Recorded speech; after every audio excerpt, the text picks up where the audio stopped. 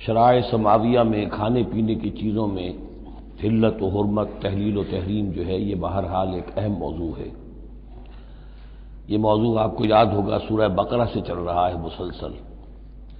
مشرکانہ اوہام کی وجہ سے ان کے ہاں بہت سی چیزوں کے بارے میں نسل بعد نسل کچھ چیزیں ذہنوں میں بیٹھ گئی تھیں کہ یہ چیزیں حرام ہیں، اور یہ کہ اس قسم کی چیزیں جو ہیں پھر ذہنوں سے، دلوں سے، مزاجوں سے نکلنے میں بہت وقت لیتی ہیں اور بار بار جو ہے اس کی طرف توجہ دلانی پڑتی ہے۔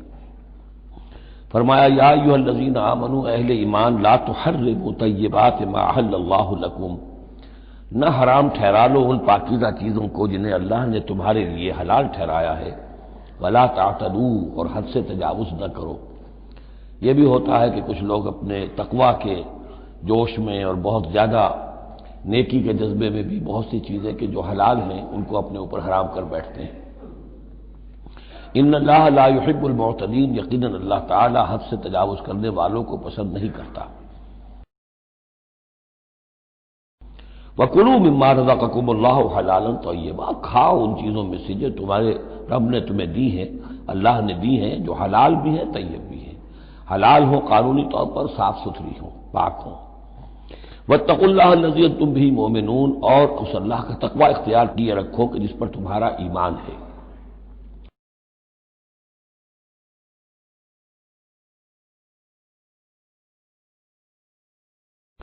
لا یؤاخذکم اللہ باللغو فی ایمانکم، یہ قسموں کے سلسلے میں سورہ بقرہ میں بھی بات آئی تھی، اب آخری حکم آ رہا ہے۔ اللہ تعالیٰ مؤاخذہ نہیں کرے گا تم سے تمہاری قسموں میں سے جو لغو ہوتی ہے، بغیر کسی مقصد کے، بغیر کسی ارادے کے، واللہ باللہ تکیہ کلام کے طور پر استعمال کرنا، جو عربوں کی خاص عادت تھی اور آج تک ہے۔ تو اس کو ظاہر بات ہے کوئی نہیں سمجھتا کہ یہ قسم کھا رہا ہے، یہ تو گویا کہ ان کا تکیہ کلام ہے، تو اس پر مؤاخذہ نہیں ہے۔ وَلَٰكِن يُؤَاخِذُكُم بِمَا عَقَّدتُّمُ الْأَيْمَانَ، لیکن اللہ مؤاخذہ کرے گا ان چیزوں پر کہ جو تم نے قسم باندھی ہے، عقدتم، اب اس میں تاکید باب تفعیل ہے، پورے اہتمام کے ساتھ تم نے ایک بات طے کی ہے، اس پر قسم کھائی ہے۔ فَكَفَّارَتُهُ، اب اگر ایسی قسم کو توڑنا ہو تو اس کا ایک کفارہ ہے۔ فَكَفَّارَتُهُ إِطْعَامُ عَشَرَةِ مَسَاكِينَ مِنْ أَوْسَطِ مَا تُطْعِمُونَ أَهْلِيكُمْ، اس کو کھانا کھلانا ہے 10 مساکین کو، محتاج کو، وہ اوسط کھانا کہ جو تم اپنے گھر والوں کو کھلاتے ہو۔ او کسوتہم، یا پھر ان کو کوئی کپڑا دینا ہے۔ او تحریر رقبہ، یا تیسری شکل یہ ہے کہ کسی غلام کو آزاد کرنا ہے۔ فمن لم یجد، اور اگر کسی کے پاس ان تینوں کی کوئی صورت موجود نہ ہو، کوئی بالکل فقیر ہے اور بالکل اس کے پاس کچھ نہیں ہے، مفلس ہے، فصیام ثلاثۃ ایام، تو 3 دن کے وہ روزے رکھے۔ ذالک کفارۃ ایمانکم اذا حلفتم، یہ کفارہ ہے تمہاری قسموں کا جبکہ تم وہ قسم کھا بیٹھو۔ واحفظوا ایمانکم، اور اپنی قسموں کی حفاظت کرو۔ کذالک، اس کا مطلب یہ نہیں کہ لازماً ان کو برقرار رکھو، یعنی کہ قسم اگر ایسی ہے کہ جو کھولنی ہے، توڑنی ہے، جذبات میں کھا بیٹھے ہیں تو کفارہ دو، یہ بھی اس کی حفاظت میں آ گیا۔ واحفظوا ایمانکم کذالک یبین اللہ لکم آیاتہ لعلکم تشکرون، اس طرح اللہ تعالیٰ تمہارے لیے اپنی آیات کو واضح فرما رہا ہے تاکہ تم شکر کرو، حق ادا کرو۔ یا ایھا الذین آمنوا، اب یہ شراب اور جوئے کے بارے میں بھی آخری حکم۔ یا ایھا الذین آمنوا انما الخمر والمیسر والانصاب والازلام رجس من عمل الشیطان فاجتنبوہ لعلکم تفلحون، اہل ایمان، یقیناً شراب اور جوا اور بت اور پانسے یہ سب گندے کام ہیں، شیطان کے عمل میں سے ہیں۔ فاجتنبوہ، تو اس سے بچ کر رہو، لعلکم تفلحون، تاکہ تم فلاح پاؤ۔ تو شراب اور جوا تو پہلے بھی آ چکا ہے، لیکن انصاب اور ازلام وہ تقسیم کرتے تھے پانسوں کے ذریعے سے اور پھر ازلام کے ذریعے سے، ان کا وہ بھی ایک جوئے کی قسم بن جاتی تھی۔ تو ان تمام چیزوں کو جو ہے رجس من عمل الشیطان قرار دیا۔ انما یرید الشیطان ان یوقع بینکم العداوۃ والبغضاء، یقیناً شیطان تو یہ چاہتا ہے کہ ان چیزوں کے ذریعے سے تمہارے اندر دشمنی اور بغض پیدا کر دے۔ یہ بہت اہم بات ہے کہ شراب کے نشے میں بھی انسان چونکہ اپنا ہوش اور شعور کھو بیٹھتا ہے، تو اب اسے کچھ معلوم نہیں کیا بکواس اس نے کی ہے، کیا کر رہا ہے۔ اس سے بھی یہ ہے کہ بہت سے جھگڑے شروع ہو جائیں گے، فساد شروع ہو جائے گا۔ آپ کو معلوم ہے کہ بہت بڑے بڑے راز جو ہیں اس زمانے میں بڑی بڑی حکومتوں کے، امپائرز کے، سپر پاورز کے، وہ شراب کے نشے میں جو ہے وہ چرا لیے جاتے ہیں اور وہ راز نکل جاتے ہیں۔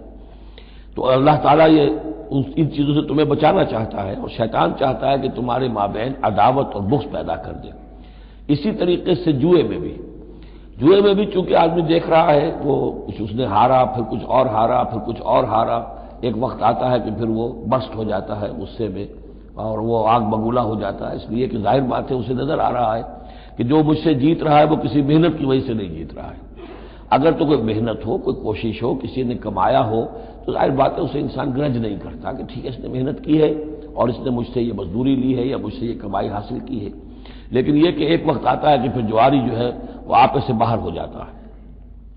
انما یرید الشیطان ان یوقع بینکم العداوۃ والبغضاء فی الخمر والمیسر، شیطان تو یہ چاہتا ہے کہ اس شراب اور جوئے کے ذریعے سے تمہارے اندر، تمہارے مابین دشمنی اور بیر پیدا کر دے، اور اس سے بھی آگے وہ یصدکم عن ذکر اللہ وعن الصلاۃ، اور یہ کہ تمہیں روکے رکھے اللہ کی یاد سے اور نماز سے۔ یہ معاملہ بھی شراب کا تو بالکل واضح ہے، لیکن یہ کہ جوئے میں بھی یہ ہوتا ہے کہ ایک آدمی دفعہ اس میں لگ جائے تو پھر یہ کہ وہاں سے نکلنا مشکل ہوتا ہے، جیسے تاش کا معاملہ ہے یا اور شطرنج ہے، یہ کھیل ایسے ہیں کہ جن کے اندر لگ کر پھر انسان جو ہے ان چیزوں سے غافل ہو جاتا ہے۔ فَهَلْ أَنْتُمْ مُنْتَهُونَ، تو اب باز آتے ہو یا نہیں؟ یہ انداز جو ہے یہ بڑا سخت ہے۔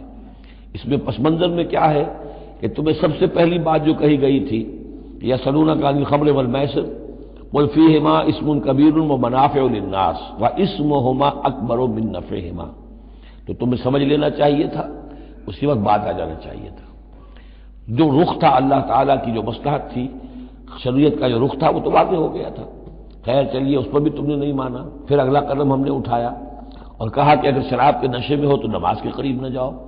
اس سے تو پھر اب پوری طریقے سے واضح ہو جانا چاہیے تھا کہ دین کی اہم ترین چیز جو ہے وہ نماز ہے، صلاۃ و عماد الدین، دین کا ستون ہے، اور یہ جو شے ہے وہ ہمیں نماز سے روک رہی ہے، تو تمہیں چھوڑ دینا چاہیے تھا۔ بہرحال اب یہ کہ آخری بات ہماری طرف سے آ گئی ہے، فَهَلْ أَنْتُمْ مُنْتَهُونَ، تو اب بھی باز آؤ گے کہ نہیں؟ وَأَطِیعُوا اللَّهَ وَأَطِیعُوا الرَّسُولَ، اور اطاعت کرو اللہ کی اور اطاعت کرو رسول کی صلی اللہ علیہ وسلم، وَاحْذَرُوا، اور بچتے رہو۔ فَإِن تَوَلَّيْتُمْ فَاعْلَمُوا أَنَّمَا عَلَىٰ رَسُولِنَا الْبَلَاغُ الْمُبِينُ، اور اگر تم پھر جاؤ گے، پیٹھ موڑ لو گے، ہمارے اس حکم سے سرتابی کرو گے، فَاعْلَمُوا، تو جان لو، أَنَّمَا عَلَىٰ رَسُولِنَا الْبَلَاغُ الْمُبِينُ، کہ ہمارے رسول پر تو ذمہ داری ہے صاف صاف پہنچا دینے کی۔ یہ حکم اللہ کا ہے، اللہ کا حکم پہنچانا رسول کے ذمہ تھا، رسول نے پہنچا دیا، اپنا کام کر دیا۔ اب معاملہ ہوگا اللہ کا اور تمہارا، اللہ تم سے نپٹے گا، تم سے حساب لے گا۔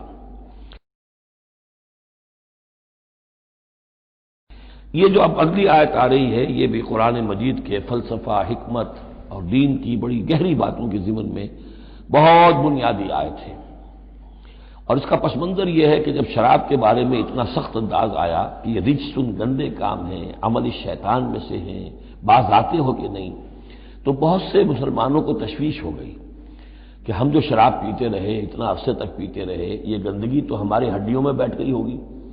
آج کا کوئی شخص کہے گا کہ میرا شاید کوئی سیل بھی نہ ہو جسم کا کہ جس میں شراب کے اثرات نہ پہنچ گئے ہوں، تو میں کیسے پاک ہوں گا؟ کس طریقے سے یہ چیز جو ہے اب یہ گندگی میرے جسم میں سے دھلے گی؟ تو یہ تشویش جو ہے اس کو رفع کرنے کے لیے، جیسے تحویل قبلہ کے وقت تشویش ہو گئی تھی کہ 16 مہینے جو ہم نے نمازیں پڑھی، اگر اصل قبلہ تھا کعبہ اور ہم نمازیں پڑھتے رہے بیت المقدس کی طرف رخ کر کے، تو وہ نمازیں تو ضائع ہو گئی، اور نماز ہی تو ایمان ہے۔ وما کان اللہ لیضیع ایمانکم، نہیں، اللہ تعالیٰ تمہارے ایمان کو ضائع کرنے والا نہیں ہے۔ ایسے ہی یہاں ان کی دلجوئی کے لیے فرمایا، لیس علی الذین آمنوا وعملوا الصالحات جناح فیما طعموا، ان لوگوں پر جو ایمان لائے اور جنہوں نے نیک عمل کیے، کوئی گناہ نہیں ہے اس میں جو کچھ پہلے کھا پی چکے۔ کسی شے کی حرمت کے قطعی حکم کے آنے سے پہلے جو کچھ کھایا پیا گیا جبکہ اس کی حرمت کا اعلان نہیں ہوا تھا، تو اس کا کوئی گناہ ان پر نہیں رہے گا، یہ کوئی ان کی ہڈیوں میں بیٹھ جانے والی شے نہیں ہے۔ یہ مورل لا ہے، یہ فزیکل لا نہیں ہے۔ فزیکل لا میں تو ہوتا ہے کہ کچھ چیزوں کے اثرات جو ہیں وہ دائمی ہو جاتے ہیں، مورل لا میں تو یہ ہے کہ بڑے سے بڑا گناہ ہو، کوہ احد جتنے گناہ ہوں، صدق دل سے توبہ کی جائے سب صاف ہو جائیں گے۔ التائب من الذنب کمن لا ذنب لہ، گناہ سے حقیقی معنی میں توبہ کرنے والا بالکل ایسے ہے جیسے اس نے کبھی گناہ کیا ہی نہیں تھا، وہ تو نامہ اعمال جو ہے بالکل دھل جاتا ہے۔ لہذا اس تشویش کو اپنے قریب مت آنے دو۔ لیس علی الذین آمنوا وعملوا الصالحات جناح فیما طعموا، اب جو آ رہا حصہ، اذا اتقوا وآمنوا وعملوا الصالحات ثم اتقوا وآمنوا ثم اتقوا واحسنوا واللہ یحب المحسنین، جب تک کہ وہ تقوی کی روش اختیار کیے رکھیں اور ایمان لائیں اور نیک عمل کریں، پھر اور تقوی میں بڑھے اور ایمان لائیں، پھر اور تقوی میں بڑھے اور درجہ احسان پہ فائز ہو جائے۔ واللہ یحب المحسنین، اور اللہ تعالی محسنوں سے محبت کرتا ہے۔ یہ تین درجے ہیں اصل میں۔ ایک درجہ اسلام ہے، اللہ کو مان لیا، رسول کو مان لیا اور اس کے احکام پر چل رہے ہیں۔ ایک اس سے اوپر کا درجہ آ جاتا ایمان، کہ وہ یقین کے درجے میں قلب میں وہ ایمان اتر گیا ہو اب، اور جب یہ ایمان قلب کے اندر اتر گیا ہے، وَلَٰكِنَّ اللَّهَ حَبَّبَ إِلَيْكُمُ الْإِيمَانَ وَزَيَّنَهُ فِي قُلُوبِكُمْ، تو اب انہی اعمال میں، نماز پہلے بھی پڑھ رہا تھا، اب نماز کی اور شان ہوگی، اس کی بھی اور کیفیت ہوگی، اس کی زندگی کے اندر ایک نیا رنگ آ جائے گا۔ صبغۃ اللہ ومن احسن من اللہ صبغہ۔ اس سے بھی آگے جا کر جب یہ ایمان اتنا گہرا ہو جائے کہ بالکل جیسے آنکھوں سے کوئی شخص کسی چیز کو دیکھ رہا ہو تو یقین ہوتا ہے، ان تعبد اللہ کانک تراہ فإن لم تکن تراہ فإنہ یراک، جب یہ کیفیت ہو جائے کہ تم اللہ کی بندگی کرو، اللہ کے لیے جہاد کرو، عمل کرو، بھاگ دوڑ کرو، اللہ کا تقوی اتنا ہو جائے کہ جیسے کہ تم اللہ کو اپنی آنکھوں سے دیکھ رہے ہو، تو یہ درجہ احسان ہے۔ حدیث جبرائیل کے جس کو کہا گیا ام السنہ، جیسے سورہ فاتحہ ام القرآن، اساس القرآن، ایسے حدیث جبرائیل ہے ام السنہ، اور ام السنہ میں یہ ساری بات آئی ہے کہ حضرت جبرائیل انسانی شکل میں حضور کی خدمت میں آئے، صحابہ کا مجمع تھا، وہاں انہوں نے سوال کیے، اخبرنی عن الاسلام، مجھے بتائیے اسلام کیا ہے۔ اسلام میں بھی ایمان تو ہے نا، قانونی ایمان، زبانی ایمان تو ہے، لیکن اس کے ساتھ اعمال علیحدہ گنے گئے۔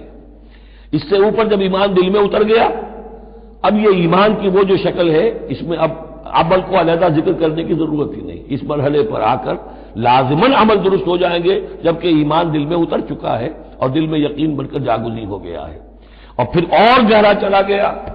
یوں سمجھیے کہ جتنا جتنا درخت اوپر جا رہا ہے، جڑ نیچے جا رہی ہے نا، جڑ اور ایمان کی گہری ہوئی، اسلام سے ایمان بن گیا، اور گہری ہوئی، اب یہ تیسری منزل احسان کی اس پر فائز ہو گئی۔ تو جب پوچھا گیا کہ اخبرنی عن الاحسان، اے نبی مجھے بتائیے احسان کیا ہے، تو آپ نے جواب دیا، اور یہ جواب تین روایتوں میں تین مختلف الفاظ میں ہے۔ ان تعمل للہ کانک تراہ، ان تخشى اللہ کانک تراہ، ان تعبد اللہ کانک تراہ فإن لم تکن تراہ فإنہ یراک، یہ تینوں میں ہے۔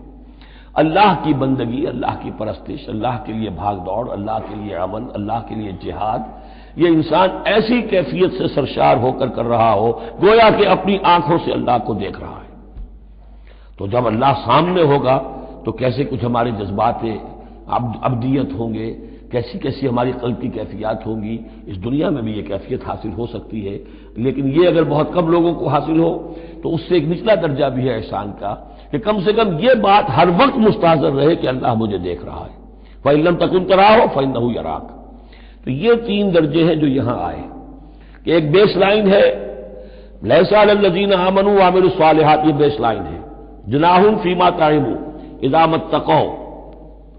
اصل میں ایک کتاب مولانا مودودی صاحب کی ہے، تحریک اسلامی کی اخلاقی بنیادیں، اور بڑی اچھی کتاب ہے، اسلام، ایمان، احسان، لیکن ساتھ ہی تقوی، چار الفاظ انہوں نے لیے ہیں اور چار مراتب قرار دیے ہیں۔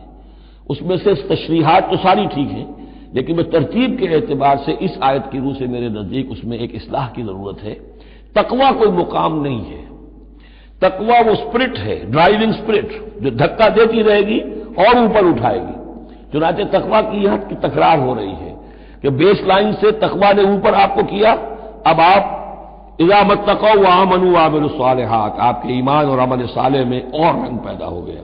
ثم اتقوا، پھر تقوی اور بڑھا، تقوی نے آپ کو اور اوپر اٹھایا۔ ثم اتقوا وآمنوا، پھر اب وہ ایمان یقین والا ایمان حاصل ہو گیا۔ اب یہاں عمل صالح کے علیحدہ ذکر کی ضرورت ہی نہیں، جب دل میں ایمان اتر گیا تو حضور نے فرمایا کہ الا ان فی الجسد مضغۃ اذا صلحت صلح الجسد كلہ واذا فسدت فسد الجسد كلہ، تو اس کے حوالے سے اب پورا کا پورا جسم ٹھیک ہو جائے گا۔ ثم اتقوا، پھر تقوی اور ہے تو اس کے نتیجے میں واحسنوا،